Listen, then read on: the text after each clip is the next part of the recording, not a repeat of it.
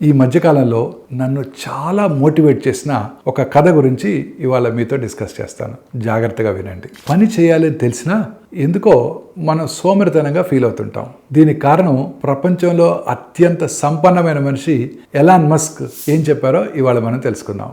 మన మెదడు శక్తిని ఆదా చేసేలా రూపొందించబడింది. చదవటం, వ్యాయామం లేదా పని పూర్తి చేయడం వంటి కష్టమైన పనులు చేయాలనుకున్నప్పుడు అది అలసట సంకేతాలను పంపుతుంది. అందుకే మనం పనులను వాయిదా వేయడం చేస్తుంటాం. కానీ మిస్టర్ మస్క్ ఒక సులభమైన మార్గం చెప్తున్నారు. కష్టంపై కాకుండా ఫలితంపై దృష్టి పెట్టమని ఆయన సూచిస్తున్నారు. మీ మెదడు విజయం, గుర్తింపు లేదా ఉపశమనం వంటి ఫలితాలను స్పష్టంగా ఊహించినప్పుడు అది డోపమిన్ అనే రసాయనాన్ని విడుదల చేస్తుంది. అదేం చేస్తుందంటే మిమ్మల్ని ఉత్సాహపరుస్తుంది. అప్పుడు పని సులభంగా, ఆసక్తిగా అనిపిస్తుంది. ఇది కేవలం క్రమశిక్షణ గురించి కాదు, మీ మెదడును కష్టానికి భయపడకుండా ఫలితాన్ని కోరుకునేలా నేర్పించడం అన్నమాట.